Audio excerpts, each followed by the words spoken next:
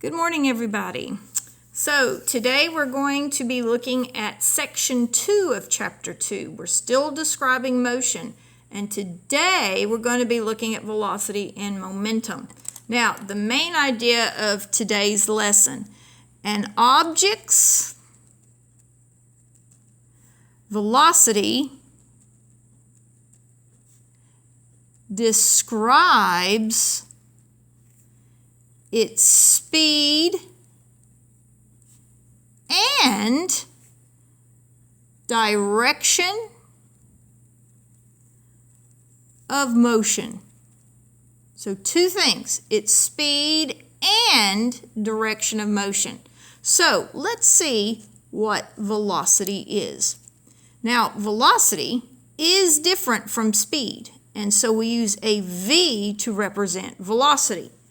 Now, velocity is defined as the rate of displacement with a direction, okay? Now, rate, if you'll remember, we did talk about it before. Rate is any ratio with time in the denominator. So anytime you have a ratio with time in the denominator, you know it's a rate. And in this case, it's rate of displacement. So the velocity equals, and we're going to put a little line there to make a ratio, and time has to be in the denominator. So what's in the numerator? This right here, displacement. Now remember, that's not distance, that's displacement. The straight line path between 2 points in a direction, okay? You have to travel in a direction from one point to the other. So, for example, you might have an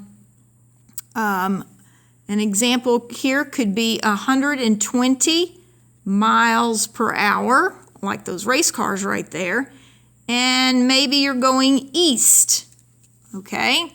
Or you could be traveling 55 miles an hour south.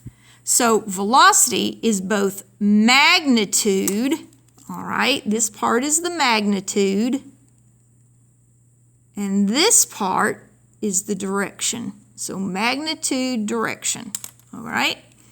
Now, the units for velocity happen to be the same as the units for speed. Why? Well, look. Displacement, we said, is measured just like speed. It's in units of meters. Time in SI would be in seconds. So you get, meters per second for the magnitude. And you could also have miles per hour or even kilometers per hour. Okay, but the SI units are meters per second. Now, because velocity does have a direction, an object can be traveling at constant speed, but its velocity can be changing. For example, if you look at the cars, the speedometers in the car that tell them their speed, how fast they're going, the needle could be staying on 120 miles per hour.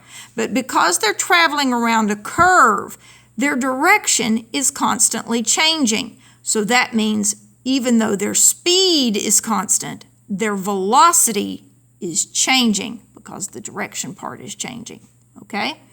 Now, is it possible for two cars to have the same speed but different velocities?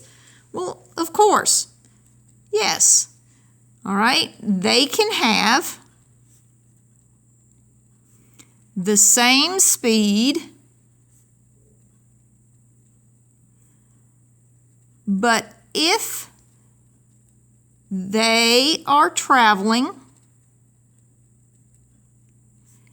in different directions,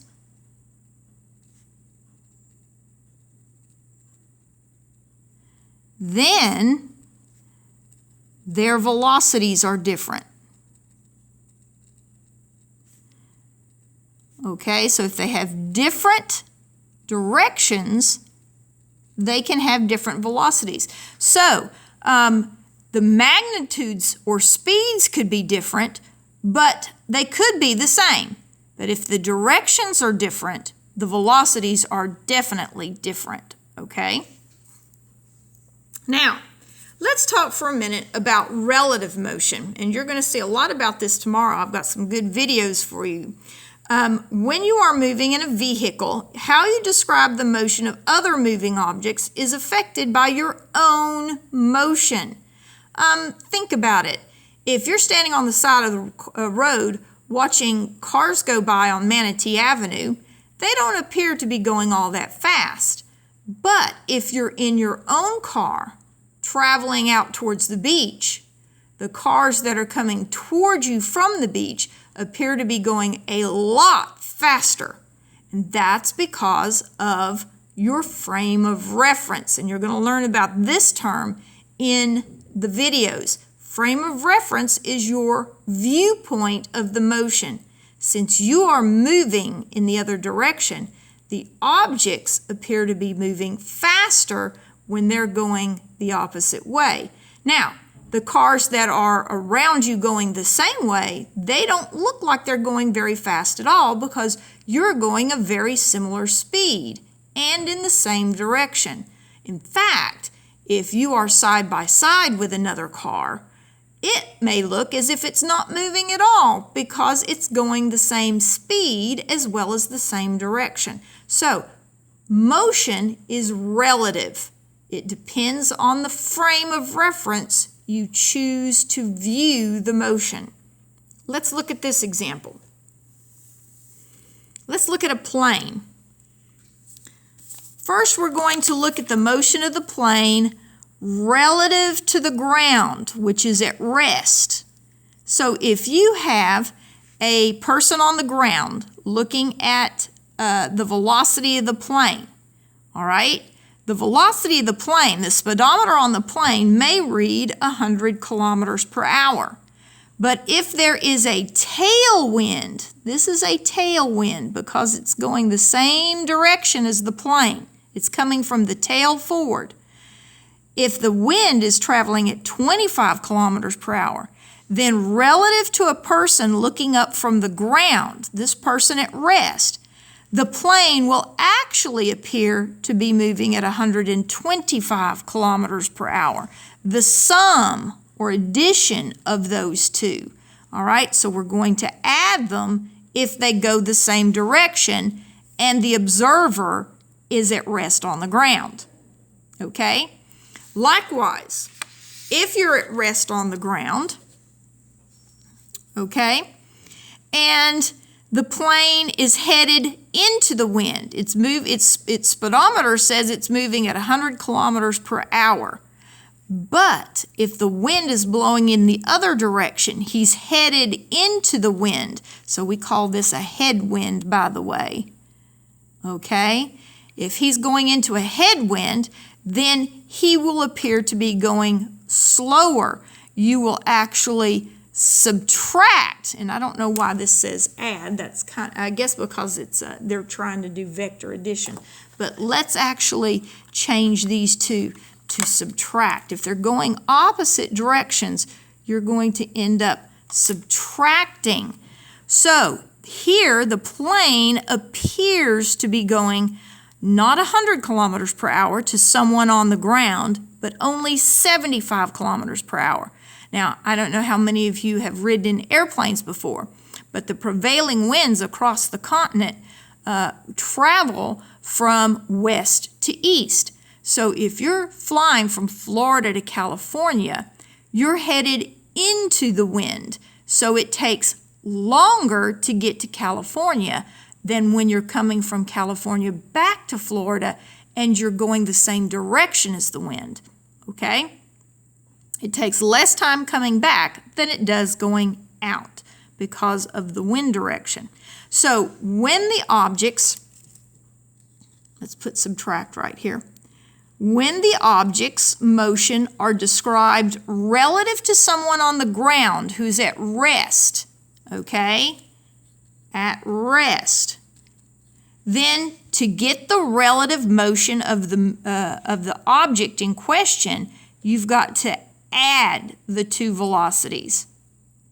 If you're looking at the two objects and they go opposite direction, relative to somebody at rest on the ground, you subtract them, okay?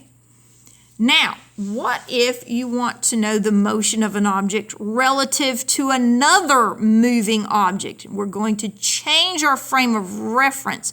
We're actually going to be observing from one of the moving objects, okay? Look at this case, and there's 3 different cases here, and I'm going to separate them by horizontal lines because it makes it a lot easier to look at, and I'm going to call this train A and this B in each case, okay, so that we understand what we're talking about, okay? In fact, I think I'll just extend this right here. Oh, that wasn't very good. Let me try that again. That was horrible, wasn't it? Okay, that was really kind of pitiful. So let me try this again. All right, we're going to extend our lines so we can write about each one and keep it separate. That helps. All right, there we go. So in this first, remember, we're looking at motion relative to a moving object, okay? So let's pretend that we're on train A, okay? And we are going to the right. Train B, which is going to pass us, is going to the left. And notice the magnitudes of the velocities, the speeds are given. So this one has a direction to the left, to the right, this one has a direction to the left. Now, if we're on train A, what will we see train B do? Okay, well, let's see. If we're on train A, we will see train B travel at 100 plus 70 or 170 kilometers per hour, okay, to the left. That's what we'll see train B doing, all right, because as it's coming towards us, it looks like it's going faster than it really is because we're traveling the other way.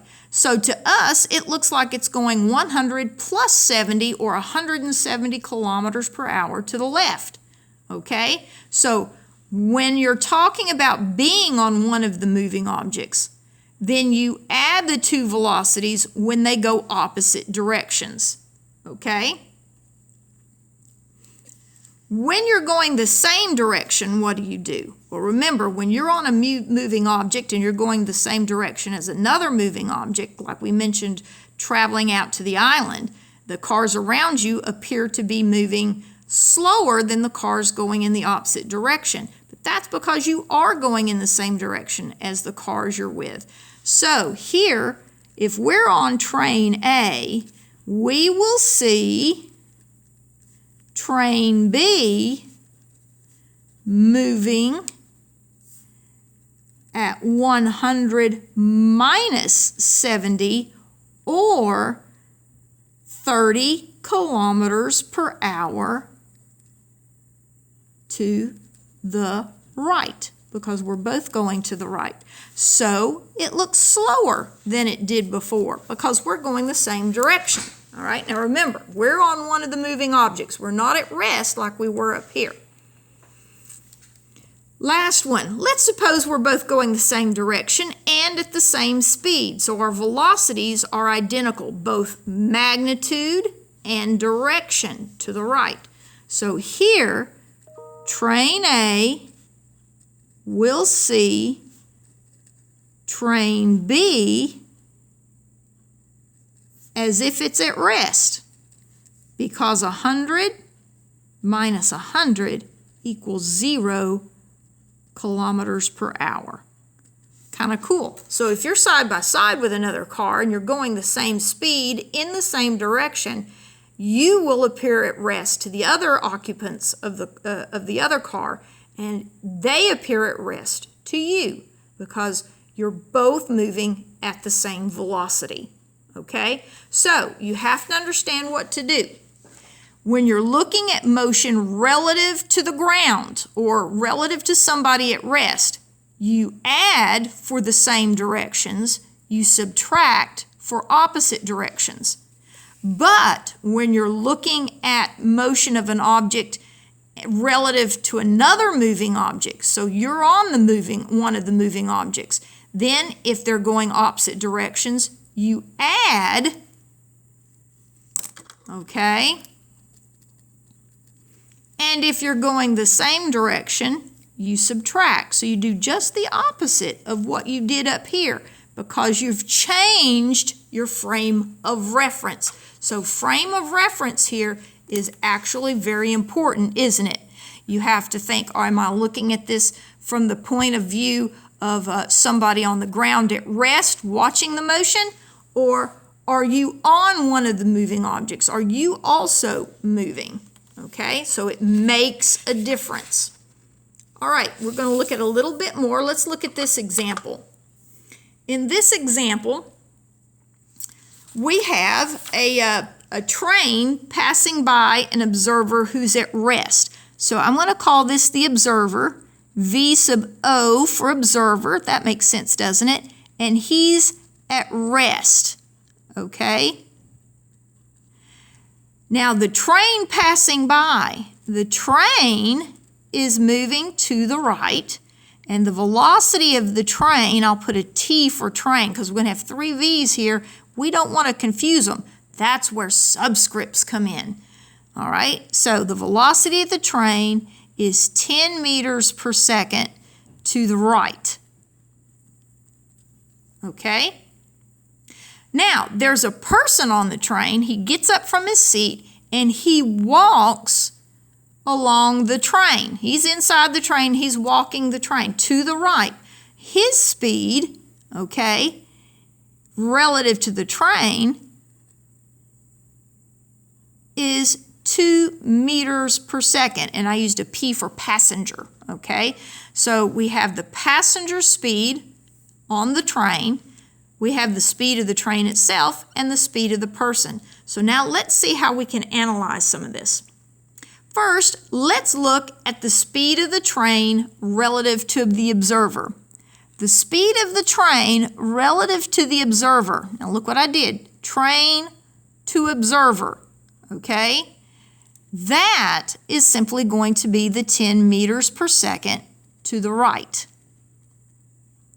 So the velocity is 10 meters per second to the right. Okay, now we know that the velocity of the passenger relative to the train is moving, and relative to the train, his is 2 meters per second to the right. So now what I want to know is, what is the velocity of the passenger relative to the observer? Okay, what is the velocity of the passenger relative to the observer? Because he sees the train moving at 10 meters per second to the right, but then the passenger is also moving on the train at 2 meters per second to the right. So what do? Well, relative to the observer who's at rest on the ground, since they're both going the same direction, just like the plane and the tailwind, we're going to add. So we get 10 meters per second to the right plus 2 meters per second to the right. So the velocity of the passenger relative to the observer is 12 meters per second to the right. So actually he appears to be going a little faster than the train. Isn't that weird? Isn't that freaky? Okay, now what do you think would happen if the passenger turned around and went 2 meters per second to the left? Okay, well in that case, relative to the person on the ground, we would subtract. So 10 minus 2 is 8. The passenger would appear to be going only 2 meters per second, 8 meters per second to the right, because this is the one we still have the most of. He'll just be going slower than the train because he's walking to the left. So his relative to velocity would be 8 meters per second to the right. Okay, slower than the train. Now, we're going to stop right there. And tomorrow you're going to have some 3 little videos to watch, and then some on relative motion, and then some discussion questions to answer. And boy, I tell you, these little videos, especially the last one, are really cool. They really get deep into the philosophy about what's moving and what's not moving. It's really kind of freaky, guys, so I think you'll enjoy it. And then on Friday, you will have a practice assignment on looking at relative velocity. Okay? All right. Have a great week. See you soon.